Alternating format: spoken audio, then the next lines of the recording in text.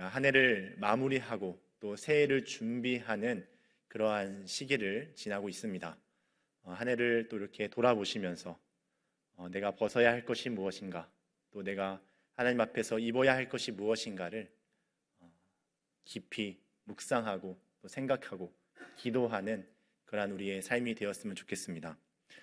오늘 본문의 말씀은 13장 전체의 그림에서 보게 되면 성도가 지녀야 할 바람직한 사회의 삶, 사회에서의 삶, 국가에서의 삶이 무엇인가에 대해서 그의 핵심적인 행동, 행함, 지침을 우리에게 가르쳐주고 있습니다.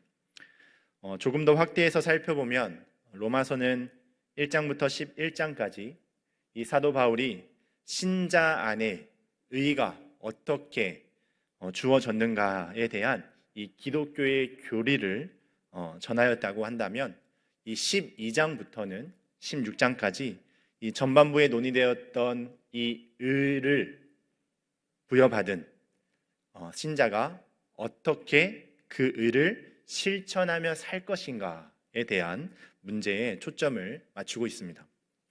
그래서 사도 바울은 의의 실천을 다섯 가지 영역을 나누어서 우리에게 권면을 합니다.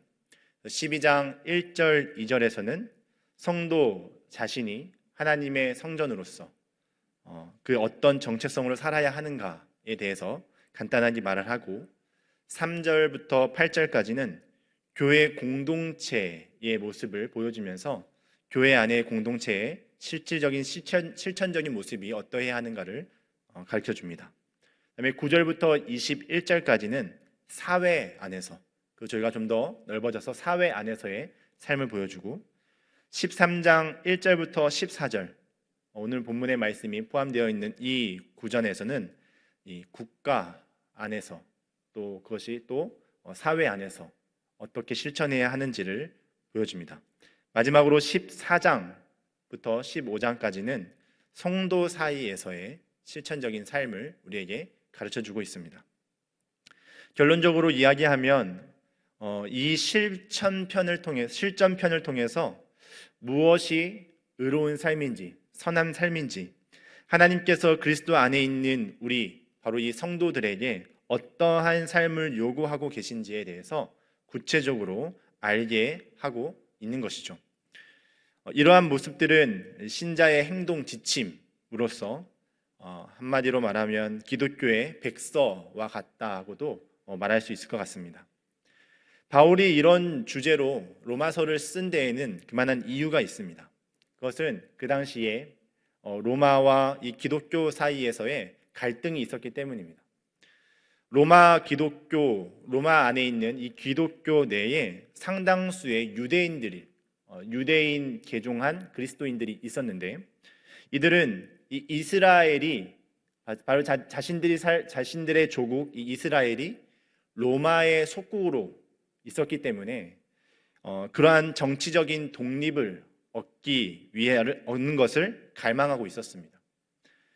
그 유대교 출신 기독교인들을 포함해서 여러 기독교회 내에서 바로 예수님께서 가르쳐 주신 이 자유, 이 개념을 죄와 사망의 그 멍에로부터의 자유함이 아니라 바로 이런 정치적, 육적인 의미에서의 자유, 그것을 염두하고 있었다라고 이 로마 사람들이, 이 정부 사람들이 기독교를 그렇게 생각하고 있었던 것이죠. 그래서 그들이 반로마주의적인 입장을 가지고 있고, 또 그러한 대립적인 갈등 상황이 있다라는 것을 사도 바울이 염두하고, 그렇게 지속적인 로마 정부와의 갈등이 고조되면 복음을 전하는데 어떠한 유익도 되지 않는다라는 것을 알고, 이 그리스도인들에게 이 그리고 의에 대한 실천을 다시 한번 재정립하면서 복음이 확산되고 복음이 진전될 수 있도록 하는 그 바람직한 질서가 무엇인가, 복음의 의미가 무엇인가를 알려주기 원했던 것입니다. 그래서 13장에서 성도가 살아가는 이 삶의 사회 속에서 또 더 크게는 이 국가 안에서 어떻게 행해야 하는지에 대한 큰 기준을 세우고 있는데, 그것은 바로 국가와 사회의 질서에 존중해야 한다는 것입니다. 왜냐하면 하나님께서부터 나오지 않는 권세가 없기 때문입니다.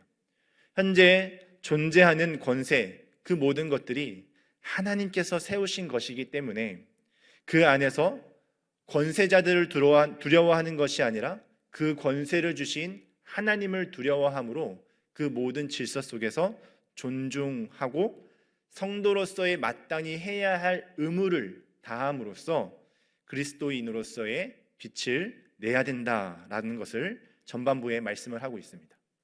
그리고 성도의 율법인 이 율법의 완성인 사랑을 몸소 실천하면서 하나님이 보시기에 아름다운 인간관계를 맺어야 한다라고 권고를 하고 있습니다. 그리고 오늘 우리가 읽은 말씀, 이 말씀 속에서 바로 그리스도의 빛된 삶을, 생활을 해야 한다라고 하고 있는데, 그것이 언제까지인지, 또 그 삶을 살아가는 데 있어서 어떻게 살아가는 것인지에 대한 구체적인 교훈을 오늘 우리에게 말씀하고 있는 것입니다. 바로 이 부분을 오늘 함께 나누기를 원합니다. 신자가 이 땅 가운데 살아가는 가운데 무엇으로 살아가야 하는가, 어떻게 살아가야 하는가에 대한 첫 번째 말씀은 바로 신자는 구원의 때를 아는 삶을 살아가야 한다라는 것입니다. 구원의 때를 알아가야 한다. 오늘 전반부의 말씀 1절부터 13장 1절부터 10절까지 신자가 이 세상을 살아가면서 이 시민으로서, 이 세상에서 시민으로서 국가에 대해, 이웃에 대해 행해야 할 것들을 말했다라고 한다면, 이 11절부터 14절은 이 땅에 살아가지만 천국 시민으로서, 하나님 나라의 시민으로서 가져야 할 그 정신, 그 삶이 무엇인가? 바로 종말론적인 그러한 모습을 우리에게 언급을 합니다. 1절 말씀이 이렇게 시작합니다. 11절 말씀입니다. 또 너희가 이 시기를 알거니와, 이렇게 시작합니다. 자, 여기서 이 시기라는 단어는 카이로스라고 하는 단어입니다.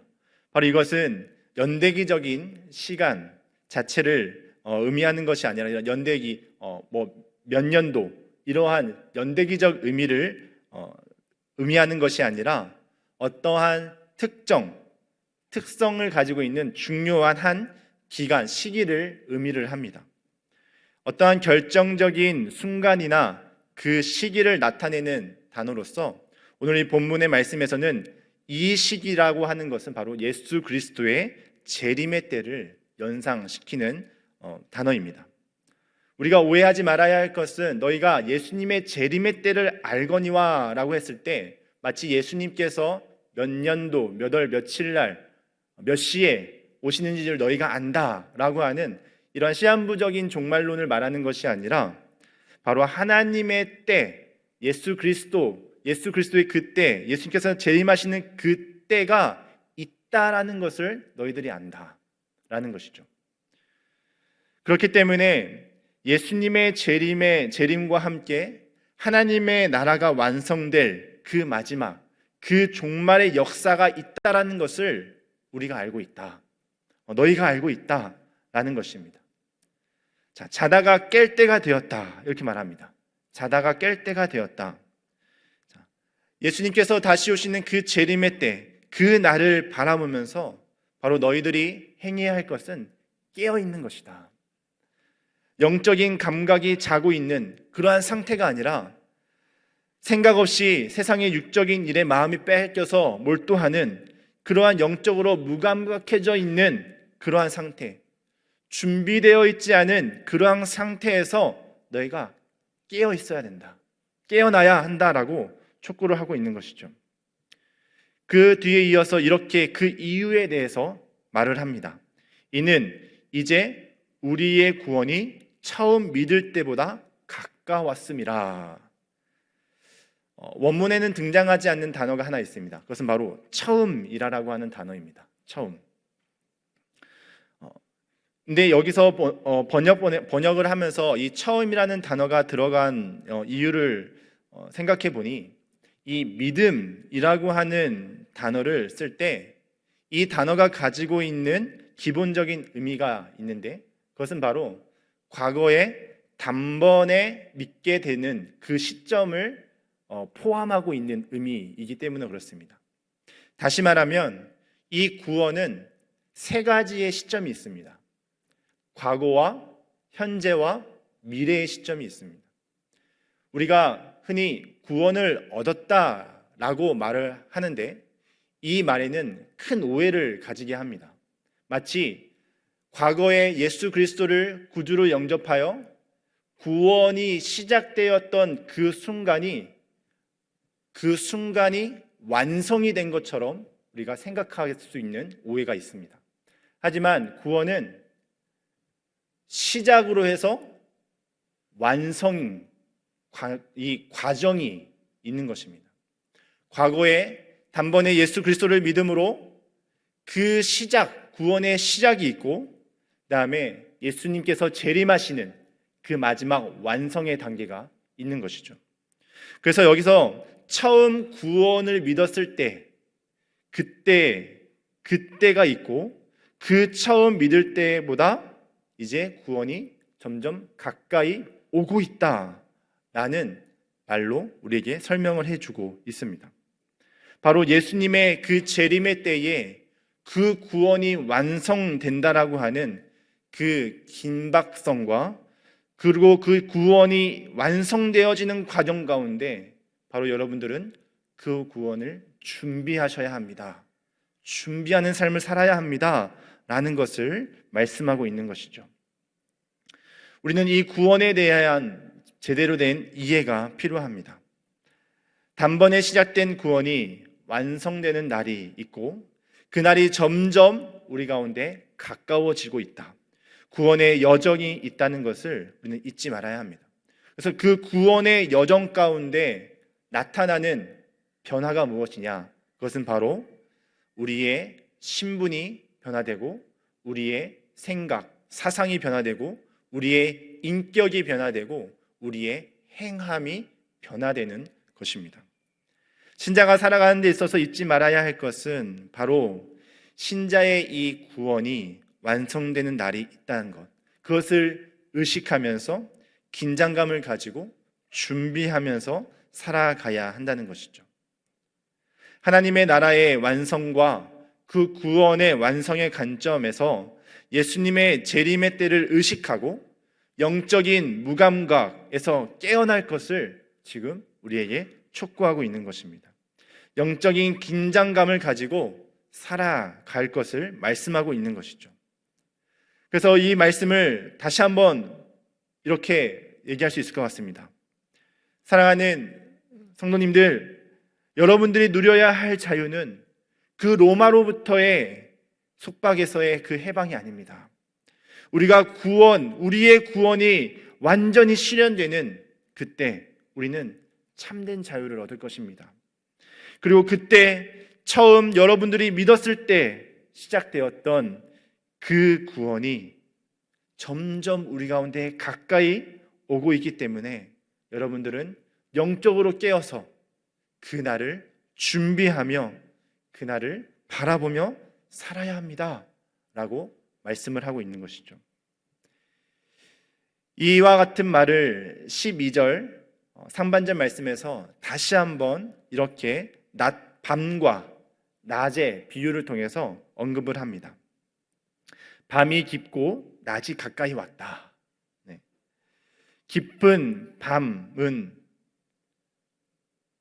밝아오는 이 낮과 대조가 되어서 지나가게 될 옛 시대, 바로 사탄이 활동하고 있는 그때를 묘사하고 있는 말씀입니다. 그리고 낮은 이 깊은 밤이 지나면 맞이하게 될 새 시대, 예수님의 재림의 때를 비유하고 있는 것이죠. 성도는 낮을 위하여 살아가는 삶이다. 깨어 예수 그리스도의 재림의 날 그 구원의 완성을 준비하는 살아가는 삶이다 라는 것을 우리에게 먼저 말씀해 주고 있습니다. 그러면 그 삶이 구체적으로 어떠한 삶을 우리가 살아가야 하는가라고 했을 때 바로 12절부터 14절까지의 말씀에서 이렇게 말씀하고 있는 것입니다. 신자는 어둠의 행실을 버리고 빛의 갑옷을 입고 살아가는 삶을 살아가야 된다는 것이죠. 우리가 행해야 될 것이 무엇인가? 12절 하반절 말씀이 이렇게 말합니다. 어둠의 일들을 벗고 빛의 갑옷을 입어야 합니다. 바울이 여러 번 반복해서 사용하는 표현이 있습니다. 그것은 바로 벗고 입음입니다.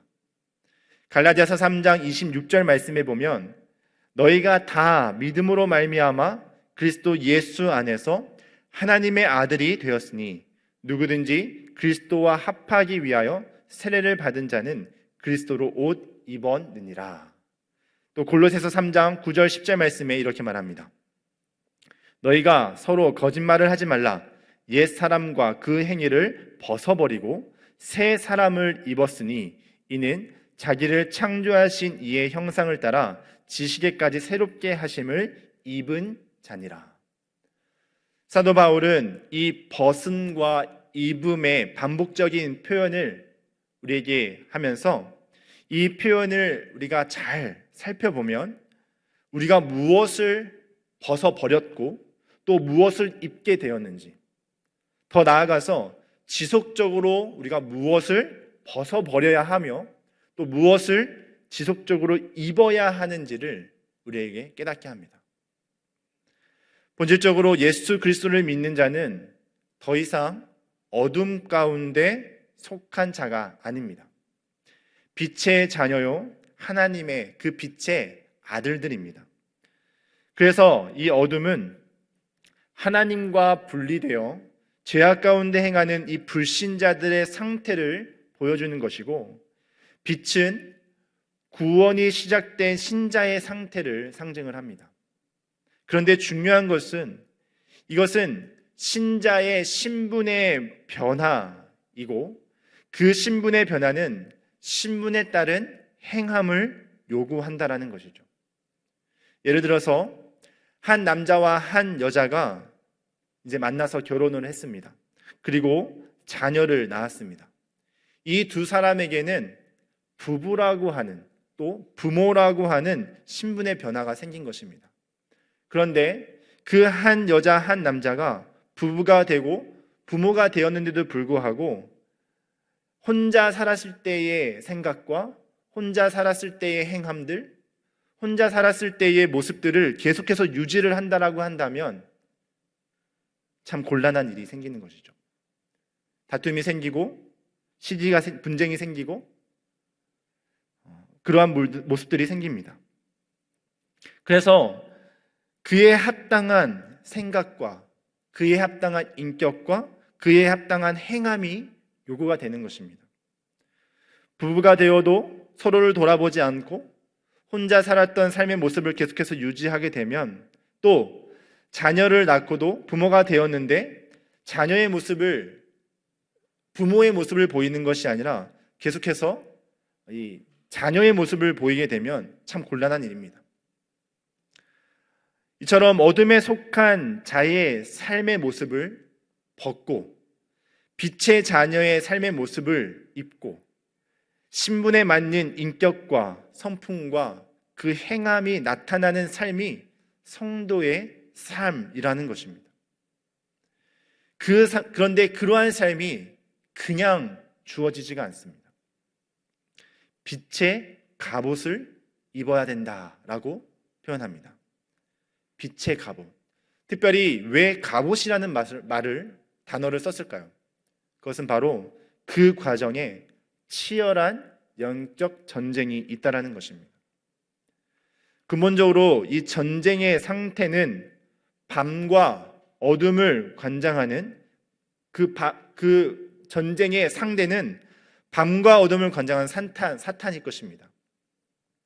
그리고 그들이 우리에게 요구하는 그 어둠의 일들이 무엇인가?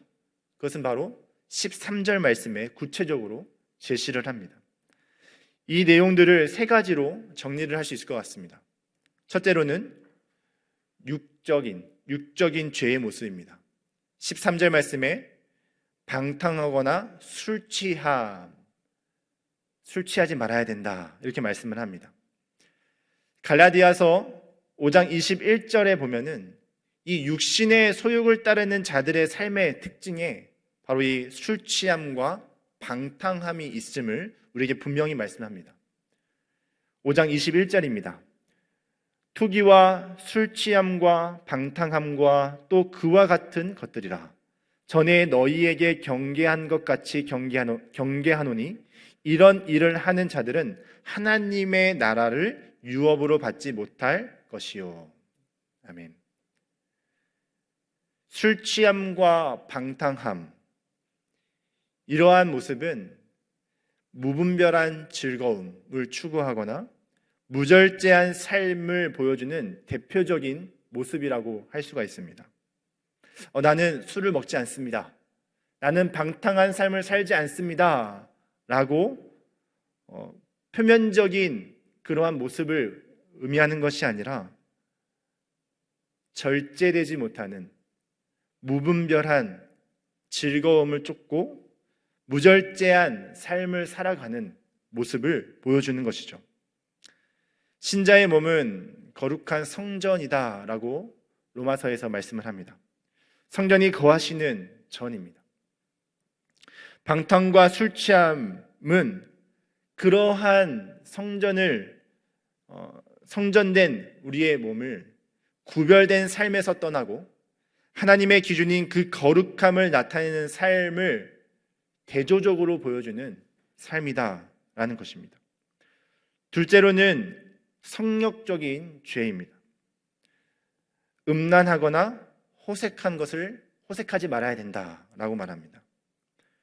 불법적인 무절제한 성적 생활, 걷잡을 수 없는 방탕한 성문화에 우리가 참여하는 것을 말합니다. 성경이 말하는 성생활의 범위는 부부라고 하는 이 테두리 안에서 할 수 있습니다. 십계명의 제7계명인 간음하지 말라라고 말하는 것은 그 범위가 바로 하나님께서 세우신 이 부부 관계를 넘어서 행해지는 모든 것들을 다 간음이다라는 의미를 가지고 있습니다. 성적 욕구를 느끼는 것 자체는 죄가 되지 않지만 그 욕구를 어떻게 사용하느냐가 문제가 되는 것입니다. 이 부분에 있어서 지금 우리가 살아가고 있는 이 시대는 너무나 위태롭습니다. 결혼 전이라고 할지라도 서로가 원하기만 하면 관계를 맺는 것이 좋은 것이다 라고 말합니다. 혼전 동거도 아무런 부끄러움이 없습니다. 결혼한 사람이 부부 외에 애인을 두는 것도 자랑스럽게 생각하는 시대입니다. 동성애나 수간과 같은 이러한 일들도 비일비재하게 일어납니다. 오늘 우리가 사는 이 세상이 바로 이러한 시대이고, 그것이 앞서가는 문화라고 하는 이름으로, 또 사랑이라고 하는 잘못된 이름으로, 또 인권이라고 하는 이름으로 우리에게 권유되고 주장되고 있는 실태입니다. 이러한 부분들은 미디어를 통해서도 우리에게 너무나 분별 없이 자유롭게 들어옵니다. 자극적이고 선정적인 제목들, 그러한 이미지들이 우리의 이목을 끌고 육적인 즐거움을 만끽하도록 우리를 이끕니다. 이러한 부분에서 우리는 분별력과 그것들을 바라보는 우리의 시각이 제대로 되어 있어야 하는 것이죠. 세 번째로 우리에게 주어지는 것은 바로 감정적인 죄입니다. 다투거나 시기함 하지 말아야 된다 말씀합니다. 다툼은 이 외부로부터 나타나는 것들입니다. 근데 그 마음 중심에는 이기적인 야심이 있을 때 다툼이 나타나기 시작합니다. 또 시기함은 우리 안에 일어나는 감정들입니다. 이 모든 것들을 벗어버려야 할 어둠의 일들이요, 품위 있게 행하는 것과는 상반되는 것들로서 우리에게 제시하고 있는 것입니다. 로마서 1장에는 로마서 1장에서 이 분쟁과 시기는 예수님을 믿기 이전에 불의한 행위에 포함되어 있는 그 특성들로 소개를 합니다. 1장 29절에 이렇게 말씀합니다. 곧 모든 불의, 추악, 탐욕, 악의가 가득한 자요, 시기, 살인, 분쟁, 사기, 악독이 가득한 자요, 수군수군 하는 자요. 고린도전서 3장 3절에서도 이렇게 말합니다. 너희는 아직도 육신에 속한 자로다. 너희 가운데 시기와 분쟁이 있으니 어찌 육신에 속하여 사람을 따라 행함이 아니리요. 고린도전서에서 이렇게 말씀을 하는데 우리는 조금 더 집중을 해보게 됩니다. 왜냐하면 바로 이러한 시기와 분쟁이 교회 안에서 교회의 일치를 위협하는 것으로 나타나고 있기 때문입니다. 교회의 하나됨을 무너뜨리는 분쟁과 시기를 벗어버려야 한다는 것이죠. 깊은 밤, 어둠 가운데 행하는 자들의 특성이기 때문입니다. 이것을 벗어버릴 수 있는 오직 유일한 길, 그 길을 24절 말씀에 이렇게 말씀합니다. 바로 주 예수 그리스도로 옷 입는 것입니다. 오직 주 예수 그리스도로 옷 입는 것, 예수님과 연합하여 예수님의 그 능력으로 예수님처럼 살아가는 삶을 통해서 바로 이러한 죄악된 부분들을 벗어버릴 수 있다라고 말씀을 합니다. 예수님의 죽으심과 부활에 참여한 자가 되고 그리하여 옛사람, 옛 자아의 죄악된 생활을 벗어버리는 그 능력이 예수 그리스도를 옷 입을 때 지속적으로 예수 그리스도를 내 안에 모시고 항상 우리가 옷을 입는 것처럼 예수님을 옷 입을 때 그것이 가능하다라고 말씀을 하는 것이죠. 이러한 삶을 살아가는 데 있어서 예수 그리스도를 옷 입고 살아가는 그 모든 삶에 성령 하나님의 이끄심과 도우심이 필요한 것입니다. 예수님께서 우리 안에 계시고 우리는 그 안에 있습니다. 하지만 사도 바울은 이미 예수 그리스도로 옷 입은 성도가 지속적으로 그의 삶을 살아가는 데 있어서 필요한 것 역시 예수 그리스도로 옷 입는 것이다 라고 우리에게 말씀하고 있는 것입니다. 하나님 예수 그리스도의 그 임재 앞에 성도가 품위 있고 단정한 삶, 하나님을 기쁘시게 하는 삶을 살아가도록 하는 유일한 방법이 바로 빛이신 진리이신 예수 그리스도이시기 때문입니다. 현재 우리는 이 40일 연속 기도를 하면서 한 해를 정리하고 또 새해를 준비하고 있습니다. 올 한 해 지속적으로 우리를 이 어둠에 있는 자처럼 살아가게 하는 것이 무엇입니까? 오늘 이 본문 말씀에서 나타나 있는 그러한 어둠의 일들 뿐만이 아니라 성경이 믿지 않는 자들과 같이 행하지 말라라고 하는 그 모든 것 안에서 우리의 삶을 점검해 보기를 소망합니다. 어둠의 일들을 벗어버리고 빛의 옷을 입도록 우리에게 알게 하시고 깨닫게 하여 주옵소서. 성령 하나님의 도우심을 구하는 그러한 간절한 기도가 우리 삶에 있기를 간절히 소망합니다.